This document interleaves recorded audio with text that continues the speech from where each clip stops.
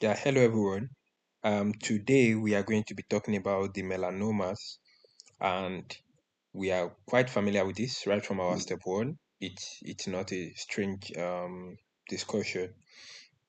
It's important for us to know that it's actually the commonest life-threatening dermatologic disease you can think of, melanomas. And the risk factors for developing melanoma is quite similar to those of uh those involved in developing the basal cell carcinoma of the skin as well as the cutaneous squamous cell carcinoma. And this includes people with fair skin, people that have increased exposure to sun.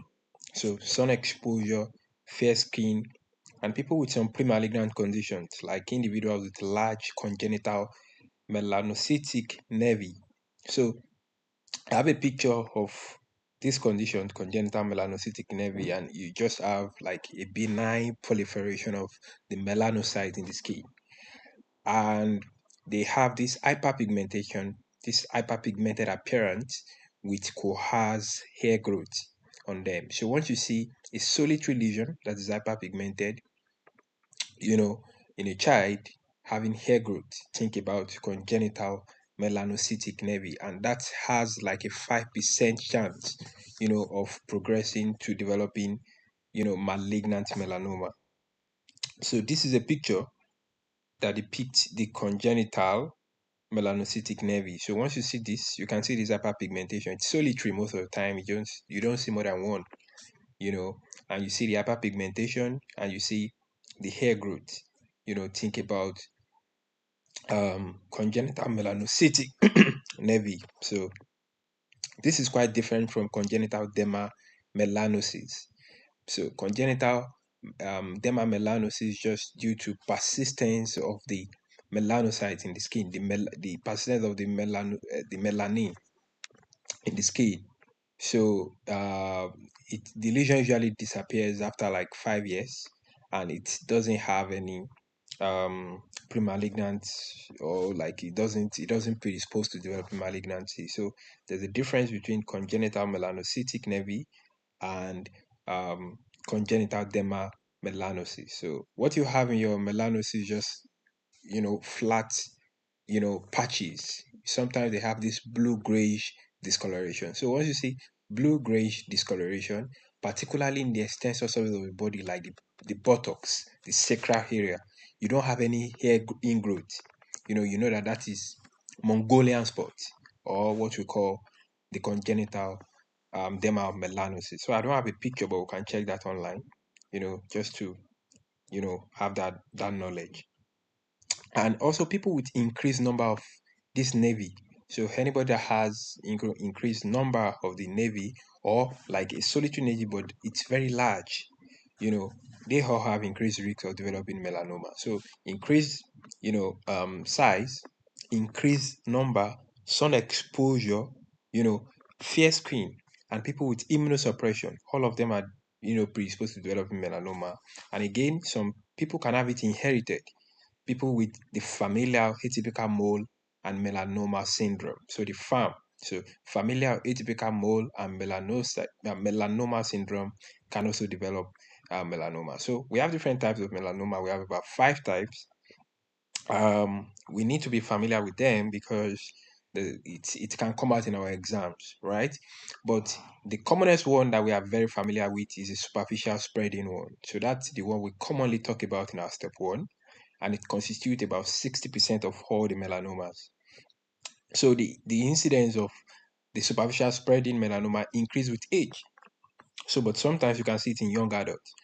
And that is the one that is characterized by the ABCDE characteristics of a typical melanoma that we are very familiar with. So the ABCDE, you know, is peculiar to the superficial spreading type, which is the commonest form of the melanoma. So what do we mean? The A is talking about the asymmetric nature. So that means that if we divide the melanoma into two equal halves, so this is a picture for the superficial spreading type, we can see that what we are actually saying when we say superficial spreading is that it is spreading horizontally. So that's the meaning. If it's spreading vertically, so that's the nodular form. which we are going to talk about shortly. So when it's spreading horizontally across the skin surface, you call that the superficial spreading form, right? And it exhibits the ABCDE characteristics of a typical melanoma, where the A is talking about the asymmetric nature, in that if you divide it into half, you cannot have it equal. So you don't have two equal half. One is either bigger than the other one. It's not symmetric, right? Then the B is talking about the border irregularity. So there is an uneven nature of the borders. They are not regular. So they have irregular borders. The C is talking about the color variegation. So different colors. You can see this is lighter than this, and this. So that color disparity is typical for melanoma. The D is talking about the diameter. So most of the time you have the diameter more than 6 millimeters. Then the E is talking about the evolution. So you notice that with time, you are going to be having changes in the shape of this lesion, changes in the size, changes in the color. So once you have one or two of these characteristics we have mentioned, you have to think about the tendency that you are dealing with superficial spreading type of a melanoma, and you want to confirm your diagnosis by doing an excisional biopsy, depending on where the lesion is. So if the lesion is not within the face, because in the face you might not want to take out the entire full thickness because of cosmetic reasons. So you might want to take like a little portion by doing a punch biopsy or a shave biopsy. But if it's any other part, you have to take like a complete portion of it by doing an excisional biopsy. Very important stuff. So, it's important for us to know that the melanoma actually starts from abnormal proliferation on the melanocytes, which are typically found within the basal layer of the epidermis, right? We have talked about the superficial spreading type, which obeys the ABCDE criteria. The nodular one is the next, and that constitutes about 30%, you know. And one thing about the nodular one is that it doesn't typically obey the ABCDE criteria. You can see this border. This border is kind of well defined. If you divide it into two, there's a tendency you are going to get two equal half, right? But one thing that will raise your suspicion for the nodular form of the melanoma is that you are going to have like a lesion that has this reddish, brownish discoloration with some areas of ulcers. Some people might get it confused. Okay, this might be squamous cell carcinoma of the skin. Most of the time, they are not going to put it in the sun exposed area, like maybe the face. It might not be there.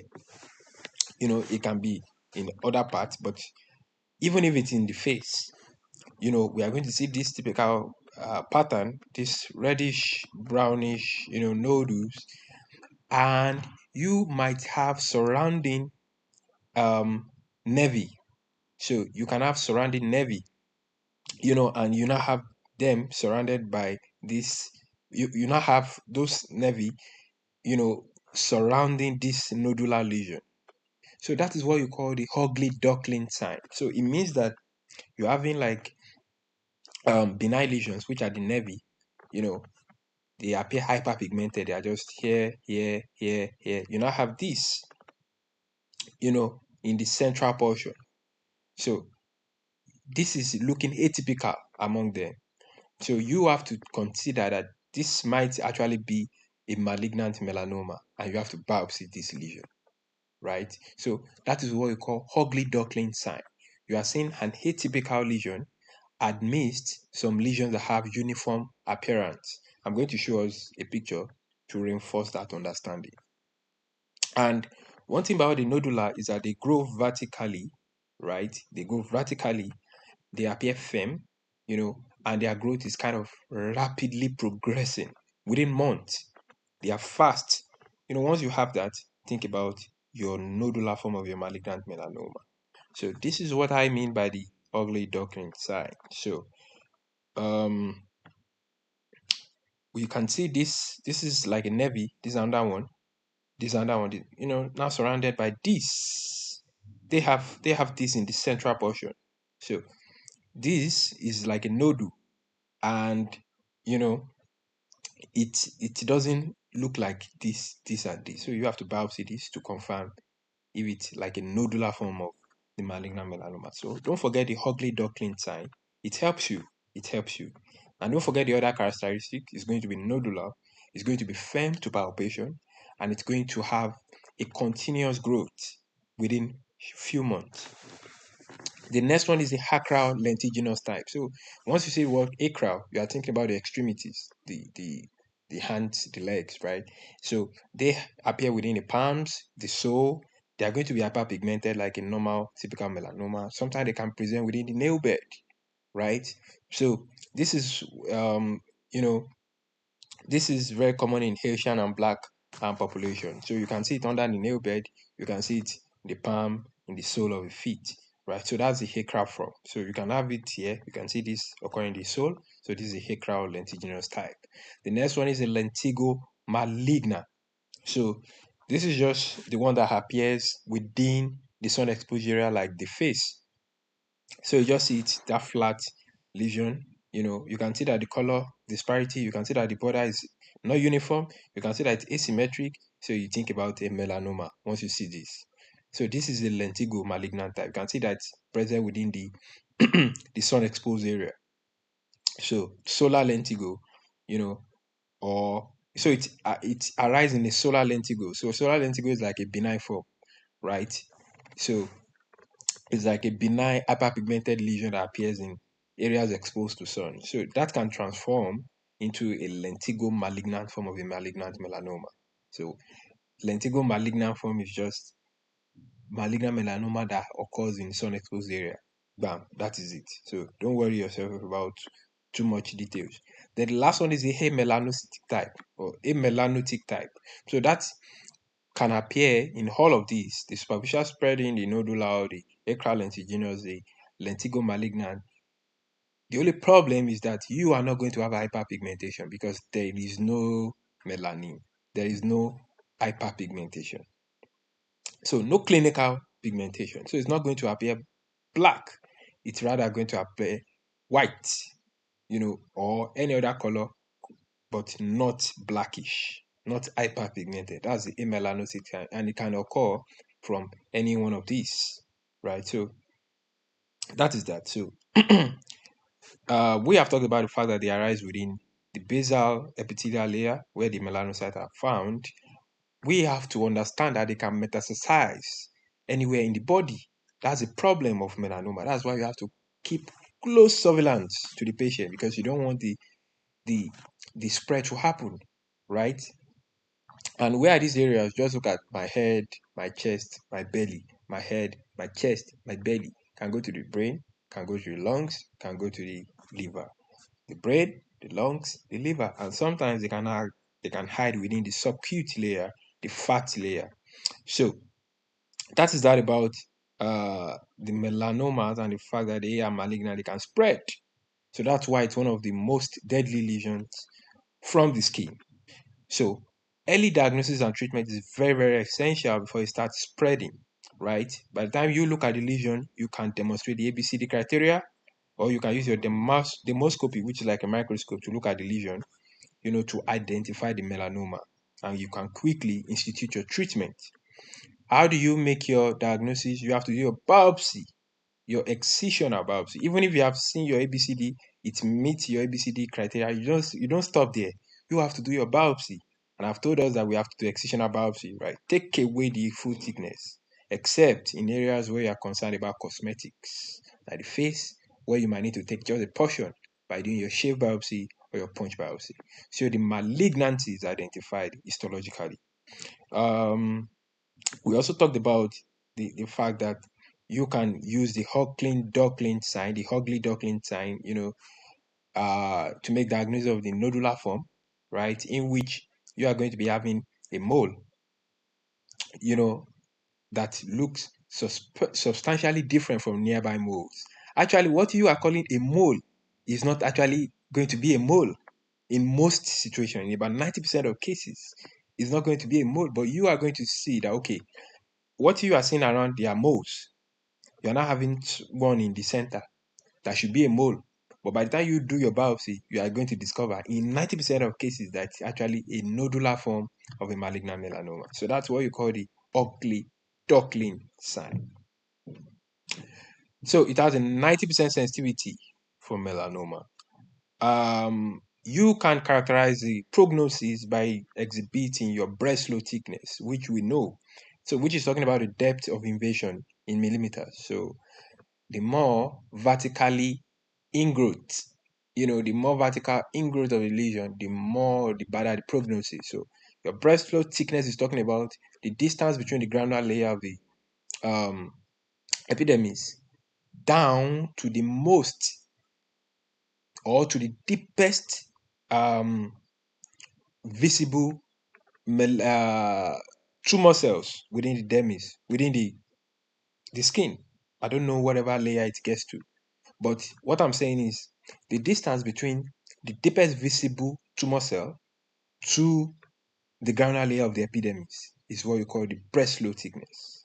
So the deeper it is, the better the prognosis. And also you can also characterize the prognosis by doing your TNM staging. So your tumor size, your nodal status, how many nodes has been affected, and the presence of metastasis. To stage it using the TNM, then you can prognosticate from there. Ulceration is also a bad prognostic sign, right? Bad prognostic sign. So if you see a mole, a nevy that is ulcerated, that is crusted, that is having sensory changes, paresthesia, pain, biopsy that mole and rule out melanoma. So ulceration is a poor prognostic sign. How do you treat? How do you treat a melanoma? So normally you are just going to excise, do your excisional biopsy, particularly if it's, confined to skin, just localized. But if it's widespread, metastatic, or if it's recurrent, coming back time to time, just do your BCR. Just combine your biologic therapy with your chemotherapy and your radiation therapy. That's it. But just like the normal typical squamous cell carcinoma of skin, um, basal cell carcinoma of skin, we just do normal excisional biopsy with the margins, right? Just we are done. Or if it's in the face or the hands, like you can just do your micrographic surgery, right? But here we don't do micrographic surgery. So we do your excisional biopsy, with the margin. But if it's recurrent and if it's metastatic, do your combination of your chemotherapy with your biologic and your radiotherapy. So the early ones, they don't have a chance for recurrence, but they have a high chance of, developing new lesions from other sites.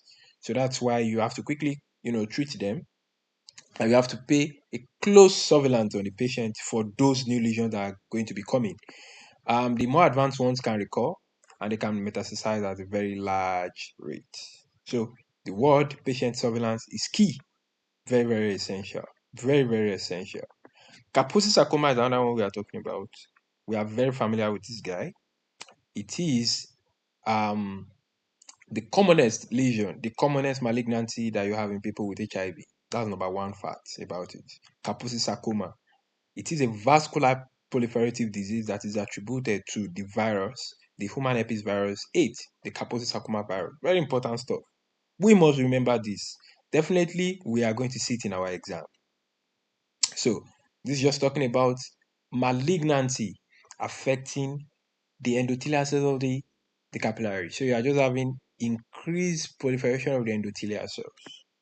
How does it present? You are going to be seeing multiple red to violaceous macules, papules, or nodules. So most of the time they appear papular or nodular, just like what we have in this man. And they are violaceous, so they have this purple coloration. Purple coloration. So this is quite similar to what you have in people with bacillary angiomatosis, either from Bartonella ensele or Bartonella quintana. But in those guys, you might get history of exposure to maybe those cat, the cat scratch and whatever, it's going to be there, or they put our histologic findings in which they are going to be telling us that they are seeing lymphocytic infiltrate for the Kaposi sarcoma, while for the bacillary angiomatosis you are going to be seeing your neutrophilic infiltrate. And because of the fact that the bacillary one is more from like the the infection, from the Bartonella ensele and the like. So those bacteria, you are going to be having like more constitutional symptoms of like fever, you maybe weight loss, chills, and the likes, malaria, and all those things. They are going to have more constitutional symptoms than in people with Kaposi sarcoma. But the gold standard is to actually do your biopsy and to look at the infiltrate. That will help you quickly to separate whatever you are dealing with. So that's just by the way. Kaposi sarcoma have volaceous. So once you see this volaceous coloration, think about Kaposi sarcoma. And they can help you in the question. They will tell you that the person is immunosuppressed. The person has used chemotherapy. The person is on steroids or immunosuppressive for organ transplantation. And the person subsequently develops all these nodules, these papules that are volaceous or reddish in color. Think about Kaposi sarcoma. So they can affect the lower limbs, the back, the face, the mouth, the genitalia, anywhere you can think of. They can even invade the internal organs, right? They can affect the GIT, the lungs. So you are going to be seeing the plaques in the GIT in the lungs, and when they can rupture in the GIT, leading to hematemesis, right? Leading to melinal stool.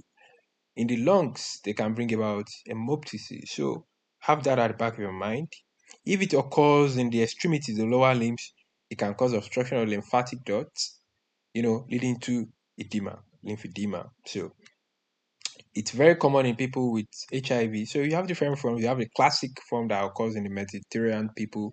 You have the African one, you have the one that occurs in people with AIDS. You have the ones that occur in people with immunodeficiency, aside AIDS. So the one in people with immunodeficiency and the AIDS people, they are very aggressive. So they spread rapidly. And what you just do, particularly if it's in the setting of HIV, just give your heart, just start your heart immediately. That's just what you do. You know, treat that HIV condition first. That's what you do. How do you make a diagnosis? You from history, from the clinical findings, and of course from the histology, which we said we are going to be seeing spindle cells. What are the spindle cells? Spindle cells are the endothelial cells or capillaries. Spindle cells with surrounding lymphocytic infiltrate. Once you see that, think about Kaposi sarcoma. Start your heart for the HIV. If they are HIV positive, start your heart. If it's just small lesions, you can use your cryotherapy or radiation therapy. But if it's widespread or if it has affected the internal organs, you have to do something else. So you have to do your PID. So PID, your paclitaxel, your interferon alpha, or your doxorubicin. So for melanoma, excisional biopsy, and what? Your BCR, your what's it called? Your chemotherapy, your biologic therapy, and your radiotherapy. But for Kaposi sarcoma, start your heart if the person is HIV positive. If it's localized, you can do your cryosurgery or like just apply radiation to that area. But if it's widespread and internal, do your PID, your paclitaxel, your interferon gamma, your interferon alpha, pardon. Please, sorry about that. Your interferon alpha and your doxorubicin. Very important stuff. So, bacillary angiomatosis can be caused by the bacterial Bartonella encellae and the Bartonella quintana. They can mimic Kaposi, and you do your histology, to separate them, and you are going to be seeing neutrophilic infiltrate in these guys. And the drug of choice is erythromycin. Erythromycin. Erythromycin. Moving on to the mycosis fungoides. So mycosis fungoides is known as cutaneous T-cell lymphoma. Cutaneous T-cell lymphoma. So this is caused by it can be caused by the human T leukotropic virus, and what happened here is that you kind of have like a neoplastic transformation of the T cells, and they have an affinity for the epidermis. That's why you call them epidermotrophic T cells. And mind you, these T cells are actually the CD4 cells. They are more of the T helper cells, maybe little CD8 cells, but majority of them are going to be the CD4 cells. Don't ever forget that. Malignant transformation of your T helper cells having affinity to colonize the epidermis of the skin. So that's why majority of the lesions are going to be present in the skin. Very, very important stuff. They are chronic and they are very common in men.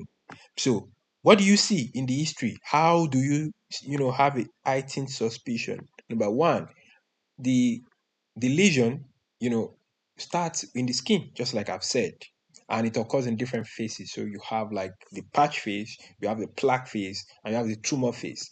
So in the patch phase, you are just having dry, scaly, patch within the skin that have this appearance of um, psoriasis and eczema, right? And with time, they can evolute from there. So they evolve from that stage and they become plaques. They are going to be raised, they are going to be thickened, and they are going to, have this plaque appearance. Then from the plaque, they can transform to nodules. They are now bigger, they are raised, they are wider, like nodules. And just like what you have in this man now, this is like the nodular stage. This is much more advanced. And this gives appearance of somebody with leprosy. So leprosy is a good differential here. And also the tumor or the nodular stage of your mycosis fungoides or the cutaneous T-cell lymphoma is another differential here. And so the lesions are going to be puritic. They are itchy. They can be very puritic. Unlike kaposarcoma is painless. It is not puritic. Don't forget, I forgot to mention that it is painless, it is not puritic, and you're going to be seeing your purplish nodules or macules or your plaques anywhere in the body. So these ones are going to be puritic. They are going to be puritic. And sometimes you can have, this dermatopathic lymphadenopathy. It's not as if the tumor is infiltrating them. You just have like a reactive lymphocytosis, to those malignant process that is happening. And sometimes it later, involves the lymph node. So it can disseminate to the lymph nodes, the liver, and the spleen. So the person starts having, lymphadenopathy from tumor invasion, hepatosplenomegaly from tumor invasion. So that is the mycosis fungoides. It can later evolve into an advanced stage that we call the Sézary syndrome. So Sézary syndrome is just like the leukemic phase of the cutaneous T-cell lymphoma. So now the malignant T cells spews into the blood. So now what you are going to be having is diffuse erythroderma. So you are going to be having this diffuse reddish pattern of the skin, which associated lymphadenopathy. And by the time you obtain, a sample of you do like your peripheral blood smear analysis, you are going to be seeing your Sézary cells. Very easy to identify. Sézary cells are just cells, the T lymphocyte having um, dense chromatin with um, with kind of clumped nucleus. So those clump nucleus have this appearance of the brain lobes, and I'm going to show you the picture of what I mean. So look at this. This is what you call the Sézary cells. You can see this infolding of the nucleus. It looks like you are talking about you are looking at the lobes of the brain. The lobes of the brain have this folding, these gyri, sulcus, and the like. So once you see this, think about your Sézary cells. You can see you have the clumping, the folding, right? So very, very important stuff. That's your Sézary cells. So you are going to be seeing T cells with the cerebriform nucleus in people with your mycosis fungoides or people with Sézary syndrome. So how do you make your diagnosis? Clinical features, the skin lesions, you can see depending on the stage, the patch, the plaques, the nodules, you do your histology, right? You are going to be seeing your Sézary cells, you know, in the blood, or if you obtain a skin lesion, you can also see all those lymphocytes with the cerebriform nucleus too from the skin biopsy. And you're also going to see what we call the patria microabscess. So patria microabscess just means you are having like an alignment of numerous atypical, T cells, CD4 cells within the epidermis of the skin. So they are just kind of arranging themselves within the epidermis of the skin. That is what you call the patria microabscess, right? If you do your immunohistochemistry, you are going to be seeing your CD4 markers, which is characteristic of your clonal T cells, right? And if you do your electron microscopy, from your biopsy, you can see your Sézary cells or your lutein cells. They mean the same thing. So they are talking about the cerebriform lymphocyte that have shown us. So that is that. That is that. How do you treat? So phototherapy is the mainstay. That's the number one stuff that you must remember. Phototherapy is the mainstay for mycosis fungoides and the Sézary syndrome. Sometimes you might need to, apply total skin electron beam irradiation. So this is just like a form of radiotherapy, for early localized disease. You know, for people with extensive or advanced disease, you can also do your radiation therapy. But the first one you must always remember is your phototherapy. Remember phototherapy. So after phototherapy, you can do radiotherapy. So some other treatment modalities include application of steroids, uh, chemotherapy, retinoids, monoclonal antibody, and you don't need to memorize. Or most of the time, it will not be tested. What is going to be tested will be your phototherapy and maybe the irradiation, which is a form of radiotherapy. That is that. So the cherry angiomas. So cherry angiomas, they are the ones that occur in adults, people that are in between the age of maybe 30 to 50 years, right? So they are just talking about benign proliferation of your capillaries.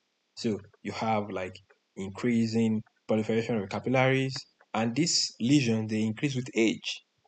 And what is typical of this lesion is that you have conjection of the capillaries and the post-capillary venous. That is what is bringing about this reddish lesion, and they increase with age and they don't involute. They'll keep increasing with age. So that's another thing you have to look out for. Look at the age of the patient. Is it somebody that is older? If it's older, think about cherry angiomas or cherry hemangioma. So they will increase with age.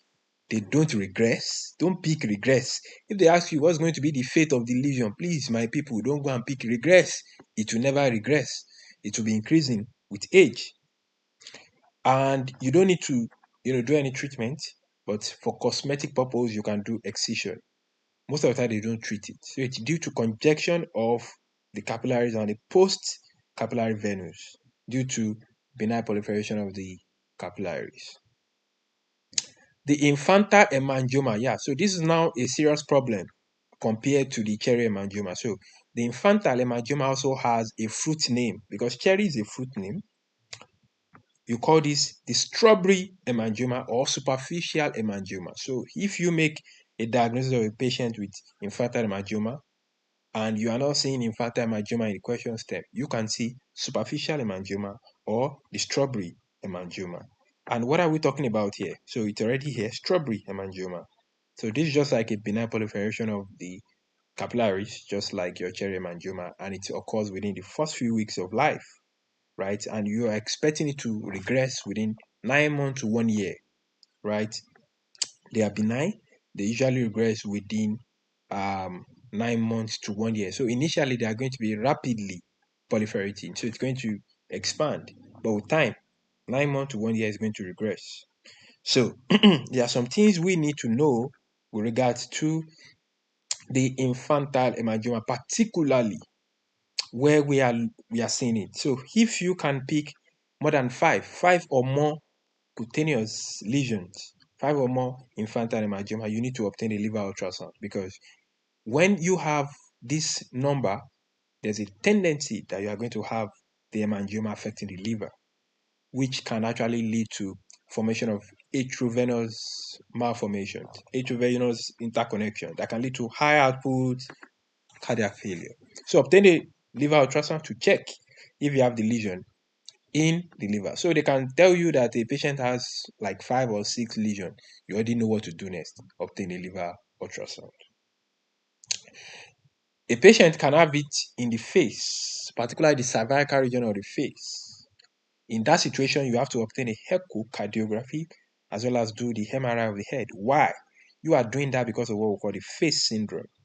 And what are we talking about with respect to the face syndrome? We are talking about PHACE, just like we have here. So the P stands for posterior cranial fossal abnormalities, particularly the cerebellum. So you can have cerebellar lesions, cerebellar malformations, The H is talking about hemangioma of the cervical aspect of the face near the beard region.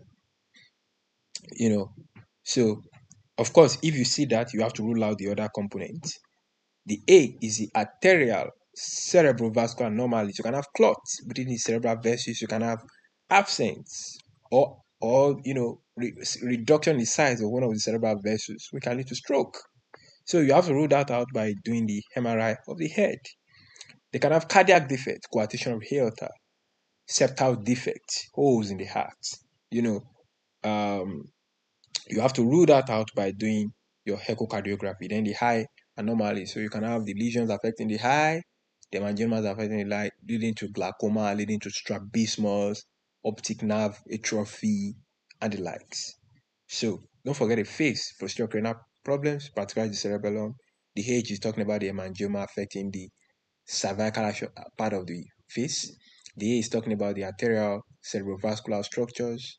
The C is talking about the cardiac issues, coarctation of aorta, your septal abnormalities. Then the E is talking about the eye problems, strabismus, glaucoma, optic nerve atrophy, cataract. Think about anything. So people with the cervical facial one, you have to do your echocardiography and MRI. You also need to do laryngoscopy, because there's a tendency of it compressing of the trachea, right? So people that have it affecting the lumbosacral area, you have to do your spinal ultrasound to see if there's any compression of any nerves or any associated spinal, anomalies. So now, in all these people now, people with compression of the trachea, people with um affectation of the face, causing strabismus and the likes, people with affectation of the liver, causing high cardiac output failure, people with large lesions that are disabling, that are causing, scars, all those kind of lesions, you have to treat them. So if it doesn't cause any of this, you might not need to treat. But if you're having persistent lesion that is causing disturbance, affecting the liver because of high cardiac output failure, affecting the eye because of what? Strabismus. The lesions affecting the cervical portion of the face near the throat, compressing the trachea. All those kind of lesions, you have to do something to prevent the hemangioma causing disability. So, and you have to give your propranolol or your beta blockers generally because you want to shrink those vessels and reduce the hemangioma. So don't forget that about infantile hemangioma. Do not ever forget what we have discussed.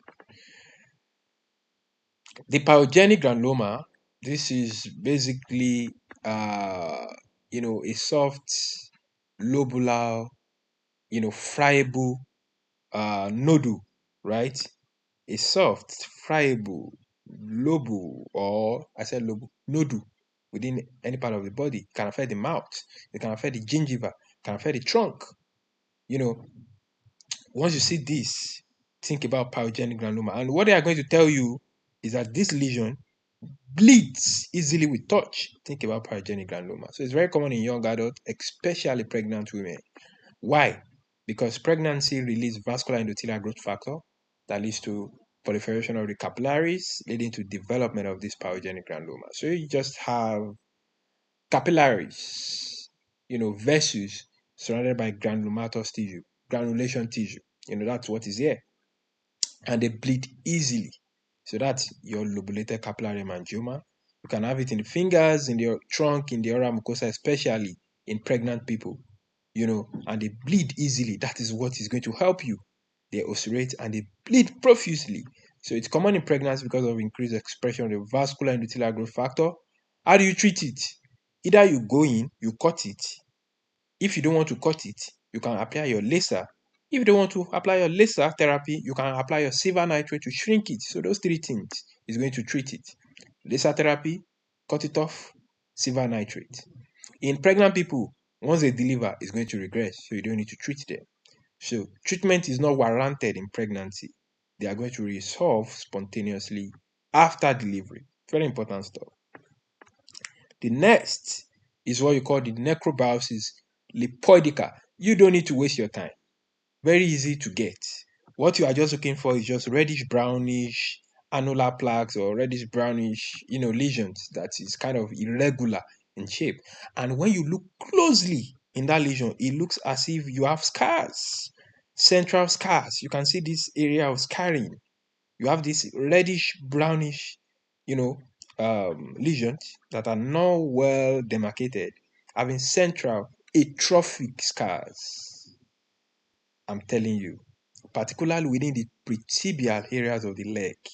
The pretibial area of the leg, you are thinking about necrobiosis lipoidica. This is very similar to your erythema nodosa.